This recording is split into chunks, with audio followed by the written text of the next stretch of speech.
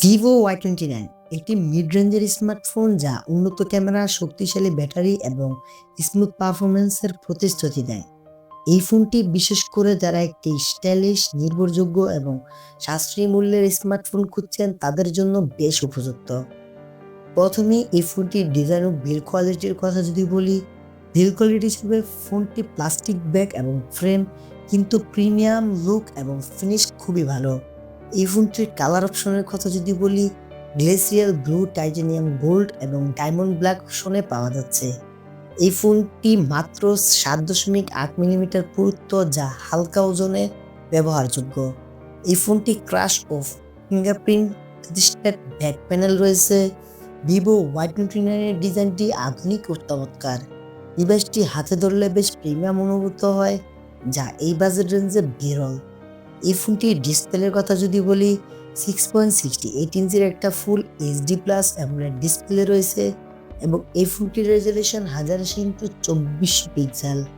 এই ফোনটিতে 120 হার্টজের refresh rate রয়েছে এবং 1300 নিটস ব্রাইটনেস সাপোর্ট রয়েছে, যা সরাসরি সূর্যের আলোতেও ভালো দৃশ্যমান দেখায়।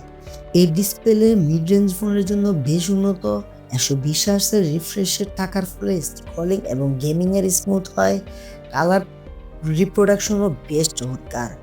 এবারে যদি ক্যামেরা সেকশনের কথা বলি, এই ফোনটিতে 64 মেগাপিক্সেল প্রাইমারি ক্যামেরা স্থাপন করা হয়েছে। উন্নত নাইট মোডে এবং HDR এর সাপোর্ট সমর্থনকৃত ছবি তোলা যায়। 8 megapixel ultra wide lens 120 degree field of view স্থাপন করা হয়। 2 megapixel micro lens close up শটের জন্য বেশ উপযুক্ত। এই ফোনটির ফ্রন্টে 60 মেগাপিক্সেল ক্যামেরা ব্যবহার করা হয়েছে। AI বিউটি মোড ও পোর্ট্রেট মোড ফিচার রয়েছে। প্রাইমারি ক্যামেরা ইমেজ প্রসেসিং বেশ ভালো, কিন্তু লো লাইটে কিছুটা নয়েজি দেখা যায়। তার সেলফি ক্যামেরা শার্প এবং ভালো স্কিন টোন প্রোভাইড করে। এবার যদি পারফরমেন্স ও চিপসেটের কথা বলি, কোয়ালকম স্ন্যাপড্রাগন 6080 চিপসেট ব্যবহার করা হয়েছে, যা 6 ন্যানোমিটারের একটি প্রযুক্তি। এই ফোনটি অ্যাড্রেনো 610।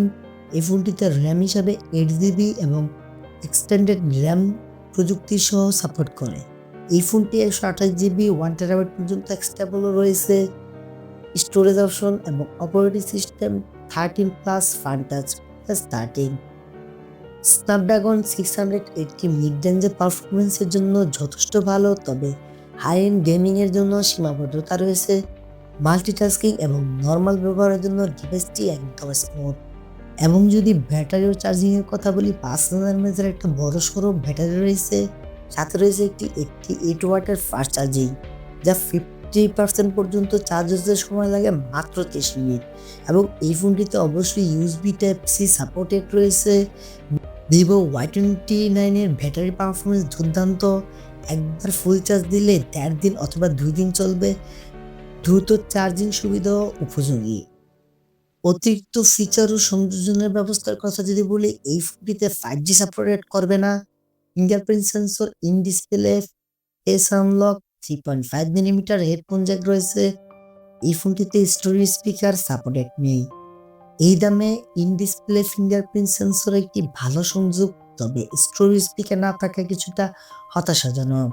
বাংলাদেশে আনুমানিক এর মূল্য 8GB প্লাস 128GB স্টোরেজ প্রায় 20,000 থেকে 22,000 টাকা। এই ফোনটি যাদের জন্য উপযুক্ত, যারা ভালো ব্যাটারি ও ফাস্ট চার্জিং চান, যাদের মিড রেঞ্জে উন্নত ক্যামেরা চান, যারা প্রিমিয়াম ডিজাইন ও অ্যামোলেড ডিসপ্লে পছন্দ করেন।